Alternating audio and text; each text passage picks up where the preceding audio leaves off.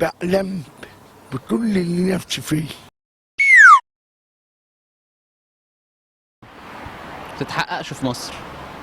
الاحلام بتاعت بالليل واحنا نايمين.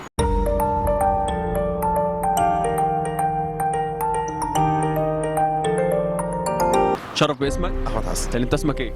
ابراهيم فرحات السعيد اسم. محمد مودي. محمد بلة عبد القادر. كريم عبد العزيز. ريتا. ريتا، ما شاء الله اسمك مميز. اسمي محمد حسني. محمد حسني مبارك. لا محمد حسني حاجة. هسألك سؤال، انت عندك حلم؟ هسألك سؤال، انت عندك حلم؟ ايوه اكيد طبعا. اكيد طبعا. اكيد طبعا. اكيد طبعا. شايف ايه الصعوبات اللي ممكن توقفك عن حلمك او ممكن تعطلك؟ يعني لعيب كوره كان المشكله كانت عندي في والدي، ان انا ابقى طيار المشكله كانت عندي في طولي. ممثل ده كان قريب بس انا دخلت الجيش فالموضوع بعد شويه. المحافظ ما بيعمل لناس اللي احنا عايزينه. الناس ما بتلاقيش شغل بسهوله خالص، ما الحكومه مش مقدمه اي حاجه لاي حد. اكيد الماده، واتكلمت عن بلدي اكيد الحكومه، ضغط بيجي جامد قوي، علشان كده انا من السودان هربت جيت مصر. كل الناس بتعقدك، في ناس كتير قوي قوي قوي، هم دول اللي بيقفوا قصادك حتى لو انت ناجح. مفيش شقق للشباب خالص خالص، مفيش وظائف خالص، مفيش شغل خالص خالص. ايه الخطوات اللي ممكن يعملها عشان يحقق حلمه؟ ان شاء الله وانت بس تكون مثبت فيه شويه. تبقى رئيس الجمهورية اللي يعمل للناس اللي هم عايزينه.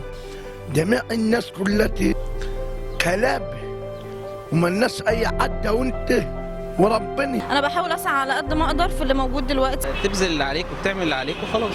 ابتديت بأول حاجة بمشروع صغير، المشروع ده دخل لي ربح كويس، الربح ده بحاول أكمل عليه عشان أعمل المشروع اللي أنا بقول لك عليه. هنعمل ايه طيب؟ مش عارف. حوشت فلوس.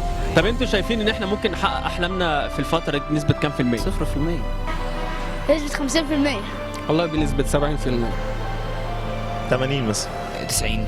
طب ليه مش 100%؟ عشان مفيش حد بيحقق أحلامه في البلد ده.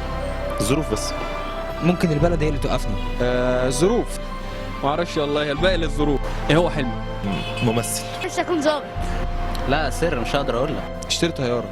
نفسي يعني اكون عايش في، يعني اقول لك ايه، نفسي اكون عايش في السعوديه.